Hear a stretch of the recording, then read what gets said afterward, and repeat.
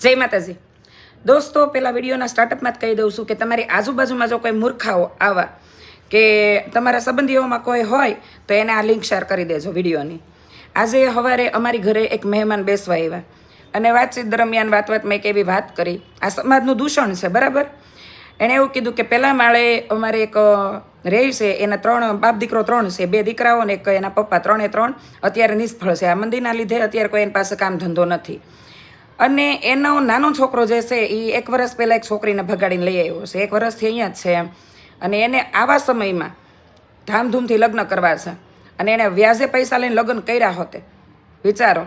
અને પછી કે જ્યારે જાન પૌણીને આવતી હતી ને તો કે રાતે થઈ ગયું હતું લેટ અને એને ફટાકડા ફોડવા હતા. એટલે ગામને દંભને દેખાડો હોય ને કે જો અમે છોકરીને પૌણી આવ્યો. ભાઈ 1 વર્ષ પહેલાં એ પૌણીને આવી જ ગઈ છે ઓલરેડી.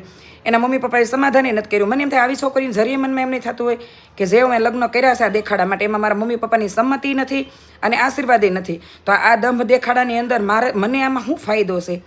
હાથે કરીને બુદ્ધિના પ્રદર્શન કરતા હોય છે, પણ વડીલો જ કરવા માંડે, આમાં સંતાનોને શું કહેવું.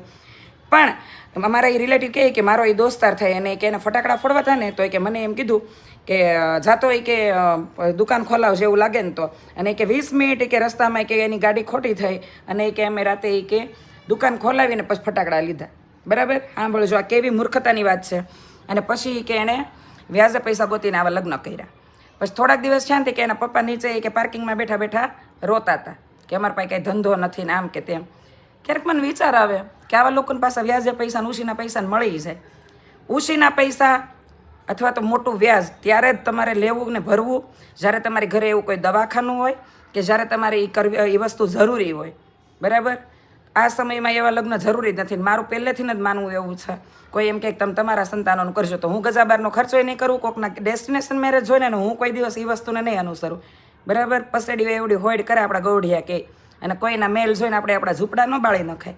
કહેવાનો અર્થ એવો છે કે અત્યારે જે માહોલ હાલે છે ને સમાજમાં કે મોટા પાયે લગ્ન કરવા અને પાર્ટી પ્લોટમાં જ કરવા, ડેસ્ટિનેશન મેરેજ કરવા, પ્રી વેડિંગ આ તે, એ બધું પૈસાવાળાના કામનું છે, આપણી વસ્તુ નથી. એટલે મારા બાપા તમે સમજો, નાની નાની સિમ્પલ રસમો કરો. તમે ના નથી, વાના રસમ છે, મહેંદી રસમ છે, હલ્દી રસમ, આ બધું ઘરે ને ઘરે તમારા પરિવારના સભ્યોમાં કરો. એ કાંઈ મોટી વાત નથી. 2 કિલો ફૂલ લાવીને સજાવટ કરો તો એમાંય ખુશ રહીએ કાંઈ.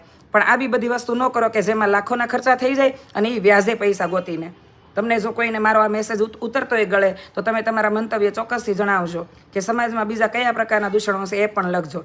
બરાબર, લાસ્ટ ટાઈમ મેં મોબાઈલની વાત કરી હતી, આ વખતે હું સામાજિક દૂષણની વાત કરી રહી છું કે જે જરૂરી નથી એ વસ્તુને અનુસરી રહ્યો હશે અને સમાજ ગલત વે ઉપર જઈ રહ્યો છે. તો નમ્ર વિનંતી કે તમે સમજો, મોટા લોકોની વાહે તમે નાના ન